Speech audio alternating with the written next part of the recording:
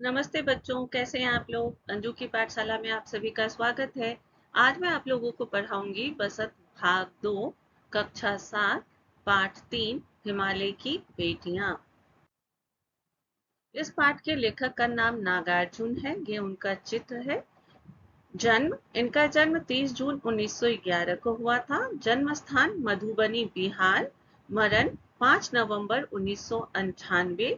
उपन्यास रतिनाथ की चाची, बलचनमा, नई पौध, बाबा बटेश्वर नाथ, वरुण के बेटे, दुख मोचन आदि। पुरस्कार साहित्य अकादमी पुरस्कार, भारत भारती सम्मान, मैथिली शरण गुप्त सम्मान, राजेंद्र शिखर सम्मान, साहित्य अकादमी की सर्वोच्च फेलोशिप आदि। तो इन्हें बहुत सारे सम्मानों से सम्मानित किया गया था। अब मैं पाठ शुरू करती हूँ। इस पाठ में हिमालय से निकलने वाली नदियों के बारे में बताया गया है। हिमालय की सिराओं से निकलती हुई वे कैसे अपना रूप परिवर्तन करती हैं, यहाँ लेखक ने दर्शाया है। तो इस पाठ में लेखक ने बताया है कि नदियां जो हैं हिमालय से निकलती है तो वो अपने किस तरह से कितने रूप बदलते हैं, उसके बारे में लेखक ने यहाँ इस पाठ में बताया है। लेखक की भावनाएं। लेखक जब दूर से हिमालय की गोदी से निकलती नदियों को देखता था तो वे उसे बहुत सुंदर प्रतीत होती थीं। उनका स्वरूप एकदम गंभीर, शांत और अपने आप में मस्त दिखाई देता था। वे शिष्ट महिला की भांति दिखाई देती थी। लेखक के मन में उनके प्रति बहुत आदर और श्रद्धा का भाव था। जब वे उनमें डुबकियां लगाता है तो ऐसा प्रतीत होता है जैसे माँ, दादी, मौसी, मामी की गोद में खेल रहा हो। अर्थात नदियों के साथ लेखक की आत्मीय भावना जुड़ी थी। नदियों की सुंदरता से प्रभावित। तो लेखक जो है नदियों को मौसी, माँ, नानी, दादी, ये उनको जब वो उसमें डुबकी लगाते, जब वो उसमें नहाते तो इनको ऐसा फील होता है कि जैसे कोई अपने बच्चों को नहा रही हो। और यहाँ है नदियों की सुंदरता से लेखक जो है बहुत ज्यादा ही प्रभावित हैं। बहुत वर्षों तक लेखक नदियों को काफी दूर से देखता रहा, लेकिन एक बार वह हिमालय की काफी चढ़ाई चढ़ा तो उसे नदियों का बदला हुआ आकर्षक रूप। यहाँ देखिए, आपके टेक्स्ट बुक पेज नंबर 12 का वर्ड मीनिंग है। एंड यहाँ क्लियरली लिखा हुआ ये रेड वाला जो है ये आपके टेक्स्ट बुक का वर्ड है। ये इसका हिंदी मीनिंग है एंड ये इसका इंग्लिश मीनिंग है। तो आप अपने बुक में पेंसिल से मार्क कर सकते हैं।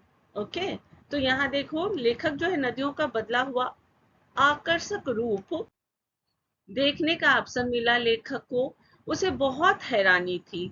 पर्वतों के मध्य तो गंगा, यमुना, सतलुज कितनी दुबली पतली दिखाई दिखती हैं, लेकिन समतल धरातल मतलब मैदान फील्ड पर पहुंचते ही विशाल रूप में बदल जाती है। इनका उछलना, कूदना, खिलखिलाना, भाव भंगिमाएं बनाना और उल्लास सब समाप्त हो जाता है। अर्थात जब नदियां पहाड़ों से निकलती हैं तो जल की धाराओं के रूप में तेजी से बहकर वह खूब शोर करके अनेक स्वरूप बदलकर उत्साह से परिपूर्ण आगे बढ़ती है। वे बिल्कुल अल्हड़ बाला की भांति प्रतीत होती हैं, लेकिन मैदानों में आते ही विशाल और शांत रूप में बहने लगती हैं। लेखक को लगता है कि कोई सुंदर कन्या या कली भी इतनी आकर्षित नहीं करती जितना ये हिमालय की बेटियां करती हैं। तो देखो हर जगह लेखक ने हिमालय हिमालय की बेटियां कहा है। मतलब हिमालय जो हो गए पिता हो गए और पापा हो गए, एंड बेटियां क्या हुई? बेटियां तो बेटियां हैं, यस डॉटर हुई। तो आपसे क्वेश्चन पूछा जा सकता है कि इस पाठ के लेखक ने हिमालय और नदियों को कौन सा रिलेशन उनके बीच बताया, तो पिता और बेटी का बताया है। तो लेखक क्या कहते हैं, जब हिमालय से, जैसे देखो यहाँ हिमालय मैं ऐसे ही ड्रॉ कर रही हूँ सिंपली। यहाँ लेखक बताते हैं कि जब हिमालय से नदियां निकलती हैं यस, जब नदियां निकलती है तो काफी पतली होती हैं, काफी दुबली पतली होती है, और बहुत ही, क्योंकि ये हाइट से नीचे गिरती हैं, बहुत ही दूर से, ऊंचाई से, तो ये बहुत ही शोर करती हैं। आपने झरने और बहुत सारे वाटरफॉल्स देखे होंगे, देखो काफी साउंड आता है। लेकिन जब ये समतल मैदान पे, एकदम समतल मैदान में पहुंची है, तो ये अब पतली दुबली नहीं रहती है, काफी चौड़ी, काफी सुंदर, बहुत ही शांत हो जाती है, कूल हो जाती है। यस, लेखक को ये चीज बहुत बहुत ज्यादा ही आकर्षित करता है, एंड लेखक नदियों के उससे बहुत प्रभावित होते हैं। ये देखो लेखक, ये इसलिए मैंने ये पिक्चर लगाया है। आपने ऐसा सीन जरूर देखा होगा, जब ये पहाड़ों से गिरती है नदियां, तो देखो एकदम यहाँ आते आते काफी साउंड आता है ना। लेकिन जब ये यहाँ आ जाती हैं, ऐसे फैल जाती हैं, ये साउंड अपने आप चेंज हो जाता है, बंद हो जाता है, और ये एकदम कूल, एकदम स्लो मोशन में आराम से धीरे धीरे जाती है, इस तरह से साउंड नहीं निकालती है ना। यहाँ भी देखो ये कितने हाइट से गिर रहा है, जब ये गिरता है नीचे ना, नदियों का पानी नीचे आता है, तो फिर काफी साउंड होता है। लेकिन जब ये आगे बढ़ के चौड़ाई एकदम समतल मैदान में आता है, साउंड खत्म हो जाता है। यस, तो लेखक को लग रहा है यहाँ जैसे कि वो नीचे गिर रही है, तो अभी इनका बर्थ ही हुआ है, ले और ये चाइल्ड है, एज अ चाइल्ड, जैसे बच्चा उछलता कूदता रहता है वैसा। और जब ये यहाँ पहुंच जाती है, मतलब वो अब बड़ी हो गई है, शांत हो गई है। फाइन। ये आपके टेक्स्ट बुक पेज नंबर 13 का वर्ड मीनिंग है, जैसा कि मैं पहले बता दी। ये फर्स्ट वर्ड आपके वो बुक का है, एंड ये हिंदी और ये इंग्लिश वर्ड है, मीनिंग है, तो आप लोग अपनी बुक में मार्क कर लीजिएगा। नदियों का लक्ष्य, लेखक को यह समझ नहीं आता कि निरंतर शांत स्वरूप में आगे बढ़ती नदियों का लक्ष्य क्या है। क्वेश्चन मार्क लगा है, लेखक को समझ में नहीं आता है कि आखिर ये नदियां जो निकलती हैं और इतनी तेजी से बहती जाती है, बहती जाती है, बहती जाती है, आखिर इसका लक्ष्य क्या है। लक्ष्य मतलब हो गया गोल, ये आखिर अचीव क्या करना चाहती है, क्यों इतनी तेजी में हर बराहट में ये बढ़ती ही जा रही है। यस, इसलिए क्वेश्चन मार्क लगा हुआ है। ये किससे मिलने की चाह में आगे की ओर बढ़ती जा रही है। यहाँ देखो फिर से क्वेश्चन मार्क है, लेखक कहते आखिर क्या, क्या किससे मिलने चाह रही है, किससे मिलना चाहती है कि ये इतनी तेजी में एकदम तेजी से बढ़ती जा रही है, बढ़ती जा रही है, बढ़ती जा रही है। तो लेखक को लगता है किससे मिलना है इनको, और इतनी जल्दी क्यों है। अपार प्रेम करने वाले पिता हिमालय को छोड़कर ये किसका प्रेम पाना चाहती है। क्योंकि लेखक ने हिमालय को पिता माना है, इसलिए बोलते हैं इतना प्यार करने वाला, केयर करने वाला फादर है इसका, हिमालय, ये इसको छोड़ के निरंतर कंटिन्यूअस ये चलती ही जा रही है, बहती ही जा रही है। आखिर ये कहाँ जाना चाहती है, इसका लक्ष्य, एम, गोल क्या है, क्या अचीव करना चाहती है ये लेखक के दिमाग में क्वेश्चन आ रहा है। अभी देखिए आपको इसका आंसर मिलेगा। ये देखो, जब वो पहाड़ों से गिरती है, पतली होती है, यहाँ आके देखो कितने फैल गई है ना।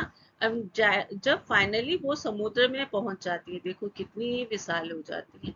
यस, तो इनका फाइनल डेस्टिनेशन क्या है, अभी आगे आएगा। ये आपके टेक्स्ट बुक पेज नंबर 13 का वर्ड मीनिंग है, तो आप लोग अपने बुक में मार्क कर लीजिएगा। जिस प्रकार बेटियां ससुराल जाने के समय मायके की हर चीज जिसे वे प्रेम करती हैं खुशी खुशी छोड़ देती हैं, उसी प्रकार ये हिमालय की बेटियां भी बर्फ से ढकी पहाड़ियां, पौधों से भरपूर घाटियां, गहरी गुफाएं, हरी भरी घाटियां, सब कुछ छोड़कर समुद्र की ओर बढ़ जाती हैं। कुछ आगे बढ़कर देवदार, चीड़, सरो, चिनार, सफेदा, कैल के जंगलों में जाकर उन्हें अवश्य अपने बचपन की याद आती होगी। जैसे घर का बड़ा बूढ़ा अपने संतान की फिक्र करता है, उसी तरह हिमालय भी अपनी बेटियों के लिए चिंतित होता होगा।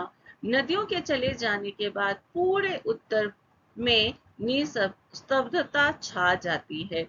लेखक बोलते हैं कि जैसे एक लड़की अपने ससुराल जाती है मायके को छोड़कर, तो अपना सब कुछ मायके में छोड़ के जाती है, ऐसा नहीं है कि पूरे घर को फोल्ड करके लेके जाती है ना, ऐसा नहीं होता। तो वही जब हिमालय की बेटियां देखो इतने पहाड़ों को, सब कुछ को बर्फ को, जंगलों को, सब कुछ को छोड़कर छोड़कर आगे बढ़ती हैं। तो वो कहाँ जाती है? और ये हिमालय को, अपने पिता को छोड़कर समुद्र में मिलने जाती है। ये सिंधु और ब्रह्मपुत्र। सिंधु और ब्रह्मपुत्र दो ऐसी महानदियां हैं जो हिमालय के हृदय की बर्फ की पिघली बूंदों से अपना अस्तित्व पाती हैं और निरंतर समुद्र की ओर प्रभावित प्रवाहित होती हैं। इन्हें महानद भी कहा जाता है। सिंधु और ब्रह्मपुत्र बहुत बड़ी नदियां हैं, इसलिए इसे महानद और महानदियां भी कहा जाता है।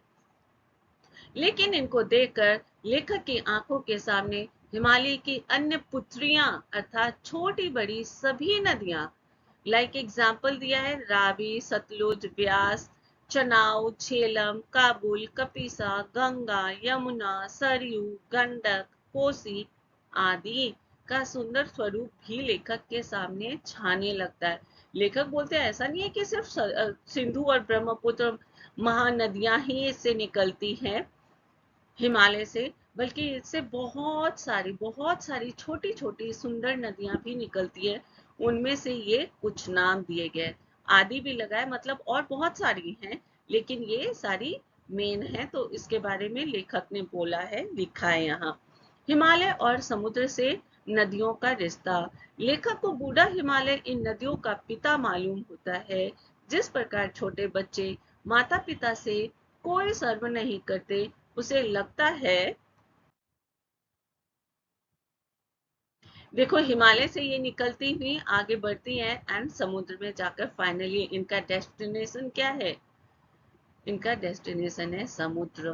फाइनली जब ये यहाँ पहुंच जाती है, फिर ये तेजी से फिर कहीं नहीं बढ़ती हैं, कहीं नहीं जाती हैं, इनका फाइनल डेस्टिनेशन मिल जाता है और वो शांत हो जाती हैं। यस, वैसे इन नदियों ने भी अपना नंग धरंग बचपन हिमालय रूपी माता पिता की गोद में बिताती हैं और फिर बड़ा स्वरूप पाते पाते ये चल पड़ती हैं। सागर के बारे में सोचते ही लेखक को सागर दामाद और हिमालय ससुर लगता है। यानी हिमालय ने अपनी बेटियां सागर के हाथों में सौंपी हैं। तो यहाँ लेखक को क्या है, लेखक को लगता है कि हिमालय जो है, क्योंकि फादर है, तो फादर और डॉटर अगर यहाँ ये रिलेशन बना रहे कि पिता और पुत्री है, तो बेटी के हस्बैंड को क्या कहेंगे? दामाद कहेंगे। एंड हिमालय जो हो गया, ये फादर इन लॉ हो गया। यस, तो लेखक को लगता है कि हिमालय ससुर हो गए, सागर दामाद हो गया, एंड ये तो हिमालय की बेटियां हैं। यस, तो ये आपका क्वेश्चन बन सकता है कि लेखक हिमालय को क्या कह रहा है और सागर को क्या कह रहा है। तो ससुर और दामाद का रिलेशन बना रहे हैं लेखक। फाइन। कालिदास का प्रसंग। नदियों को देखकर लेखक को यह भी याद आता है कि एक बार कालिदास के बिरही यक्ष ने मेघदूत अर्थात बादल से कहा था कि तुम वेत्रवती, वेत्रवती का नाम है बेतवा नदी को प्रेम का संदेश अवश्य देना। वह तुम्हें प्रेम करती है और तुम्हें पाकर अवश्य प्रसन्न होगी। लेखक को लगता है कि महाकवि को भी नदियों का जीवंत और सजीव रूप पसंद था। वास्तव में पहाड़ों से निकलती नदियां व समतल धरातल पर बहती नदियों को जो भी देखेगा, वह दोनों से में अत्यधिक अंतर पाएगा, क्योंकि पहाड़ों पर बहने, देखो यहाँ मैंने इसलिए ये पिक्चर लगाया है कि जब नदियां पहाड़ों से निकलती, देखो कितनी पतली नजर आती है ना? कि इनका शेप देखो, और यहाँ यहाँ जब थी कितनी पतली थी, यहाँ आते ही देखो, यस, कितना हो गया इनका शेप और साइज, इनका कितना कितना ज्यादा ही चेंज होता है। ये आपके टेक्स्ट बुक पेज नंबर 14 का वर्ड मीनिंग है, तो आप अपने टेक्स्ट बुक में मार्क कर लीजिएगा विथ पेंसिल। पेन मत यूज कीजिए बुक में। यस, हिमालय से निकलने वाली देखो नदियां तो अल्हड़ बच्चियों के रूप में दिखाई देती हैं। वह मैदानों में बहती नदियां अपने आप में मस्त नव यौवना, मतलब एकदम यूथ, यंग हो जाती हैं मैदान में आते आते के रूप में सभी को आकर्षित करती हैं। देखिए ये सीन कितना अच्छा लग रहा है। देखो यहाँ यहाँ मान लिया कि पहाड़ है, यस पहाड़ तो आपको दिख ही रहा है। जब यहाँ से नदियां निकलती बहुत पतली दुबली छोटी सी होती हैं, आगे बढ़ते बढ़ते इनका धीरे धीरे से बढ़ता है, साइज बढ़ता है और आगे जाकर ये काफी बड़ी हो जाती है। तो लेखक को लगता है यहाँ इनका बर्थ हुआ, धीरे धीरे वो बड़ी हुई और यहाँ आकर फुल्ली यंग हो गई, जवान हो गई। फाइन। नदियों के विभिन्न रूप। काका कालेलकर ये पर्सन नेम है, लेखक है ये, ने नदियों को लोक माता का रूप दिया क्योंकि ये सर्वस्व कल्याण ही करती हैं।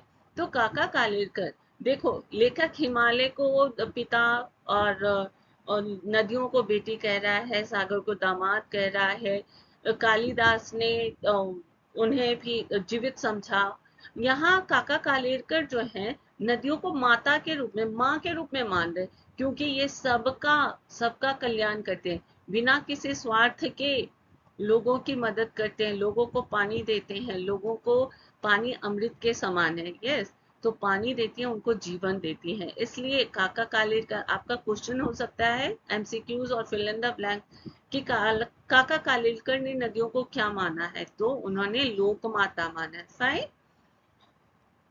कुछ कवियों ने इन्हें प्रेयसी मतलब प्रेमिका माना है और कितने ही कवियों ने इन्हें बहन का स्थान भी दिया है। तो कुछ लोग जो हैं लोक माता माँ मान रहे, कोई प्रेमिका मान रहे, कोई बहन मान रहे, कोई बेटी मान रहे, है ना। तो सबका अपना अपना सोच है, तो वो अपने अपने अनुसार उस नदियों को एक्सप्लेन कर रहे हैं। एक बार लेखक स्वयं मन से बहुत उचाट था तो तिब्बत में सतलज के किनारे जाकर बैठा। ये आपका क्वेश्चन हो सकता है 1 मार्क्स का कि लेखक का मन जब दुखी था और उचाट था तब कहाँ जाके बैठा, तो तिब्बत में सतलज के किनारे बैठा। फाइन। पांव नदी में, देखो पांव पानी में लटका दिए तो थोड़ी देर में तन और मन ताजा प्रतीत होने लगा और लेखक गुनगुनाने लगा। जय हो सतलज बहन तुम्हारी, लीला अचरज बहन तुम्हारी, हुआ मुदित मन हटा खुमारी, जाऊं मैं तुम पर बलिहारी। तुम बेटी यह बाप हिमालय, चिंतित पर चुपचाप हिमालय, प्रकृति नटी के चित्रित पट पर अनुपम अद्भुत छाप हिमालय, जय हो सतलज बहन तुम्हारी। तो यहाँ लेखक ने नदी को बहन के रूप में माना है। यस, काका कालेलकर ने लोक माता के रूप में माना है, कुछ कवियों ने लेखकों ने प्रेयसी माना है, कुछ ने अलग अलग रिलेशन बताया। यस, लेकिन हमारे पाठ के लेखक जो है नागार्जुन, इन्होंने बहन माना है। ये पिक्चर मैंने लगाया है, देखो सतलुज जो हिमाचल प्रदेश में है, यहाँ से बह रही है। फाइन। तो चैप्टर खत्म हो गया है। Now activity time. First question है, लेखक ने किन्हें दूर से देखा था। ए ऑप्शन है हिमालय पर्वत को, बी हिमालय की चोटियों को, एंड सी हिमालय से निकलने वाली नदियों को। Yes, C is correct answer. Chapter का नाम है हिमालय की बेटियां, तो हिमालय से निकलने वाली नदियों को। Yes, C is correct answer. Now second question, Himalaya की चढ़ाई पर चढ़कर जब लेखक ने नदियों को देखा तो वे कैसी लगी। ए लंबी चौड़ी, बी दुबली पतली, एंड सी इनमें से कोई नहीं। यस, देखो बी इज करेक्ट आंसर, दुबली पतली, क्योंकि क्वेश्चन क्या है, हिमालय से चढ़ाई चढ़कर लेखक ने जब नदियों को देखा तो वो कैसी लगी थी, लंबी चौड़ी तो नहीं थी। यस, एंड इनमें से कोई नहीं नहीं होगा क्योंकि ये दुबली पतली लगी थी लेखक को। फाइन, तो B is correct answer. Now third number, लेखक ने नदियों और हिमालय का क्या रिश्ता बताया है। कौन सा रिश्ता बताया, ए है पिता पुत्र का, बी है पिता पुत्रियों का, एंड सी है ससुर दामाद का। यहाँ नदी और हिमालय क्या रिलेशन पूछ रहे हैं, तो पिता पुत्री का, पुत्र तो यहाँ कहीं आया ही नहीं है। यस, एंड ससुर दामाद, यहाँ नदी और हिमालय पूछ रहा है, सागर और हिमालय नहीं पूछ रहा है। फाइन, तो B is correct answer. Now fourth question, Kaka Kalelkar ने नदियों को किस नाम से पुकारा है। लोक कथा, लोक सभा, लोक माता। यस, ये मैंने बहुत बार रिपीट किया था। सी इज करेक्ट आंसर, लोकमाता। नाउ फिफ्थ क्वेश्चन, लेखक किस नदी के किनारे बैठा था? ये भी मैं बता रही थी कि आप ध्यान रखिए, लेखक कौन से नदी के किनारे बैठा था। A is Sutlej, B is Yamuna and C is Ganga. ये सतलुज के किनारे बैठा था। A is correct answer. And आज के लिए इतना ही। Thank you, bye.